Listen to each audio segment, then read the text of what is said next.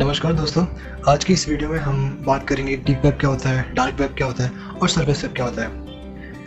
हम ये जानेंगे कि इन तीनों में क्या डिफरेंस होता है और इनमें कौन-कौन सी चीज़ें शामिल होती हैं। तो चलिए शुरू करते हैं। आगे बढ़ने से पहले हम ये एक फैक्ट जान लेते हैं कि जो ग्लेशियर्स, आइसबर्ग होते हैं, उनका साइज़ बहुत बड़ा होता है और जो सरफेस हमें पानी के बाहर दिखता है, उस सरफेस से कई गुना ज़्यादा पार्ट ग्लेशियर्स का पानी के नीचे छुपा होता है।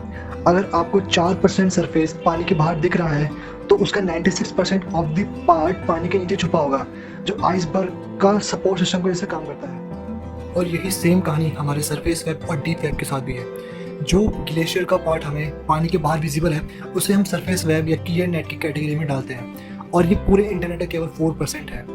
आसान शब्दों में कहूँ तो सरफेस वेब वो वेब है, अगर आप स्टैंडर्ड सर्च इंजन पर सर्च करो तो वो इंडेक्स हो जाए और इसे एक्सेस करने के लिए आपको किसी भी यूज़र आईडी और पासवर्ड की ज़रूरत नहीं होती। स्टैंडर्ड सर्च इंजन से मेरा मतलब है गूगल, याहू और विकिपीडिया जैसे सर्च इंजन, और इंडेक्स हो जाए से मेरा मतलब है जो आपने सर्च किया है गूगल और याहू पे, उसका रिजल्ट आपको विजिबल हो जाए। इसे हम एक और एग्जांपल से भी समझ सकते हैं। मान लीजिए आप राजस्थान घूमने के लिए आए हो पहली बार, तो अगर आप गूगल पे ये सर्च करते हो कि हिस्टोरिक प्लेसेस कौन कौन से हैं राजस्थान के अंदर, तो आपको उसके रिलेटेड रिजल्ट शो हो जाएंगे।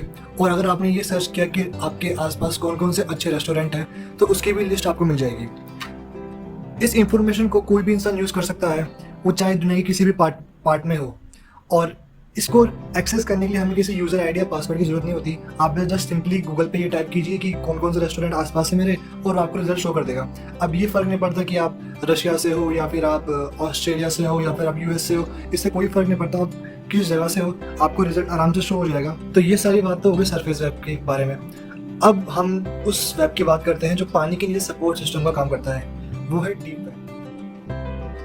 सो डीप वेब इंटरनेट का वो पार्ट है जिसे हमें एक्सेस करने के लिए ऑथराइजेशन चाहिए होगा, और ये ऑथराइजेशन यूज़र आईडी और पासवर्ड की फॉर्म में हो सकता है या फिर किसी और भी चीज़ की फॉर्म में हो सकता है। सिंपली डीप वेब वो हिडन नेट है जो केवल ऑथराइज पर्सन ही एक्सेस कर सकता है और जो स्टैंडर्ड सर्च इंजन पे इंडेक्स नहीं होता। फॉर एग्जांपल, अगर आप कोई नासा का रिसर्च पेपर आप ढूंढ रहे हो, तो अगर आप इसे गूगल या याहू पे सर्च करोगे तो आपको नहीं मिलेगा। और अगर आप किसी नासा की साइट जाके, या फिर जो नासा का कोई स्पेशल लिंक है जहाँ पे सारी इन्फॉर्मेशन सेव है, अगर आप वहाँ पे जाके भी एक्सेस करते हो तो वहाँ पे भी आपको यूज़र आईडी और पासवर्ड पूछेगा ही पूछेगा। उसके बिना आप उनकी रिसर्च पेपर या जो भी उनकी रिसर्च है, आने वाले प्लान्स है, उनके बारे में आपको कुछ भी नहीं पता चलेगा। मतलब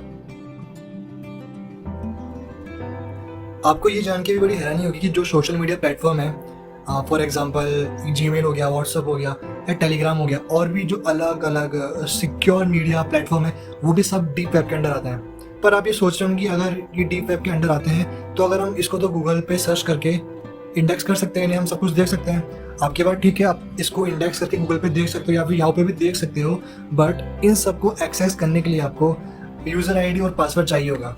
ऐसा तो होगा नहीं ना कि अगर आप अपना जीमेल अकाउंट यूज़ कर रहे हो तो उसको आप डायरेक्ट बिना किसी यूज़र आईडी और पासवर्ड के बाईपास कर लो, या फिर आपका जीमेल अकाउंट और या फिर आपका टेलीग्राम अकाउंट या व्हाट्सएप अकाउंट किसी और इंसान के पास चला जाए और वो उसे यूज़ कर ले बिना आईडी पासवर्ड के। केवल आप ही अपने अकाउंट को यूज़ कर सकते हो। हैकिंग की बात अलग है, अगर कोई आपके अकाउंट को हैक कर लेता है और फिर इसे यूज़ कर लेता है, वो अलग बात है। सो जितने भी सिक्योर मीडिया प्लेटफॉर्म होते हैं, टेलीग्राम, व्हाट्सएप, जीमेल, जो इनके फाउंडर्स होते हैं, वो आपकी इंफॉर्मेशन को डीप वेब पे सेव कर देते हैं ताकि वो सिक्योर रहे और इसे कोई और बंदा या कोई भी और अलग अनऑथराइज्ड पर्सन इसको एक्सेस ना कर पाए। डीप वेब के under academic database, medical records, legal documents, government reports और सब्सक्रिप्शन इंफॉर्मेशन आती है। इसमें एकेडमिक डेटाबेस में एकेडमिक जर्नल्स आते हैं, रिसर्च पेपर आते हैं। लीगल डॉक्यूमेंट्स में आपकी घर की रजिस्ट्री हो गई, गवर्नमेंट प्रोजेक्ट की केस स्टडी हो गई, ये सब आते हैं। सब्सक्रिप्शन इंफॉर्मेशन के अंदर आपकी जीमेल का आईडी पासवर्ड हो गया, आपकी नेटफ्लिक्स के अकाउंट की इंफॉर्मेशन हो गई, और आपका अकाउंट की इंफॉर्मेशन हो गई, जो बैंक अकाउंट होता है उसकी इंफॉर्मेशन हो गई, आपकी बैंक का अकाउंट नंबर क्या है, पासवर्ड क्या है, ये सब सब्सक्रिप्शन इंफॉर्मेशन में आती है। और डीप वेब के अंदर आर्मी, मिलिट्री भी अपना डेटा सेव रखती है। डीप वेब के अंदर ही जो डेटा सेव होता है, इसका केवल एक ही पर्पस होता है, और ये पर्पस ये है कि गवर्नमेंट नहीं चाहती कि ये गवर्नमेंट या फिर कोई भी अलग प्राइवेट कंपनीज ये नहीं चाहती कि ये किसी ऐसे पर्सन के हाथ लगे जो इस इंफॉर्मेशन का मिसयूज कर सके। ये बात तो होगी डीप वेब के बारे में। अब बात कर लेते हैं हम डार्क वेब के बारे में।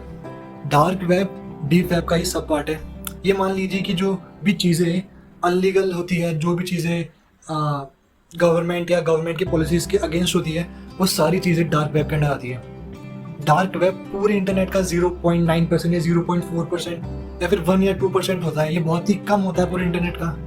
और ये पूरे जितनी भी इलीगल एक्टिविटी है ना पूरे इंटरनेट की, इसका हब होता है डार्क वेब।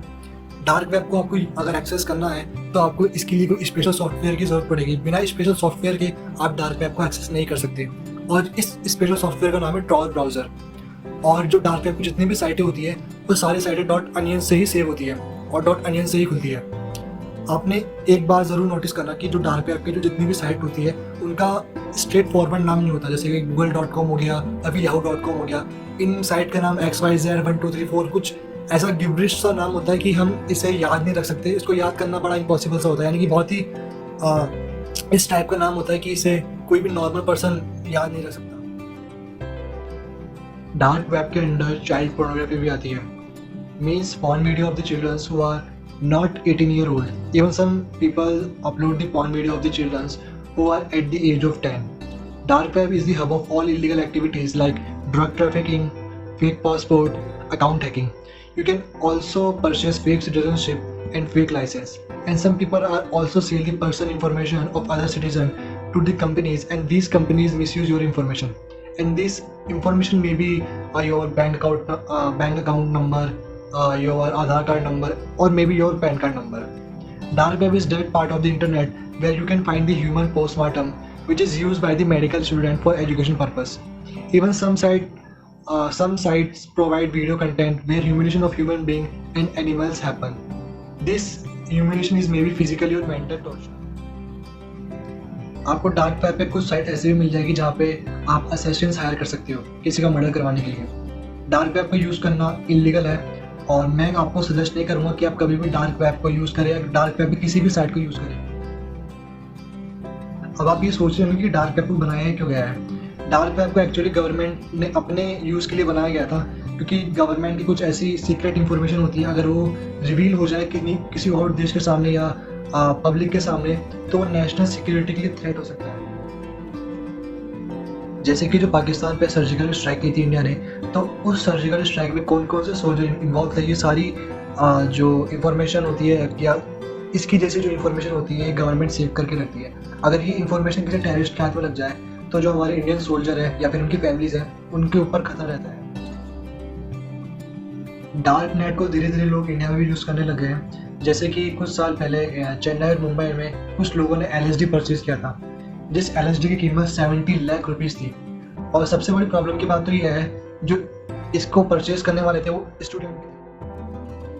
और भी कुछ ऐसे किस्से हैं डार्क वेब के, जैसे कि इंडिया में एक बड़ी फेमस यूनिवर्सिटी है, उसका नाम तो नहीं बताऊंगा, लेकिन वहाँ पे एक स्टूडेंट डार्क वेब पे ड्रग सेल कर रहा था, तो उसे भी पुलिस ने पकड़ लिया गया। एक्चुअली वो स्टूडेंट मेडिकल का था, तो वो मेडिकल से जो भी अपने दवाइयाँ होती थी वहाँ से वो ड्रग्स को चुरा के और वो डार्क वेब पे सेल करता था, लेकिन उसको पुलिस ने पकड़ लिया।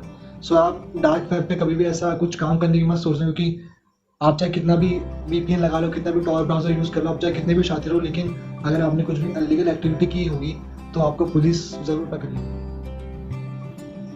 तो आज का ये वीडियो हम यहीं पे ख़त्म करते हैं। मैं डार्क वेब डीप वेब पे एक सीरीज़ बनाने जा रहा हूँ, तो अगर आपको ये वीडियो पसंद आया तो चैनल को सब्सक्राइब ज़रूर करना और लाइक भी करना। थैंक यू, मिलते हैं अगली वीडियो में।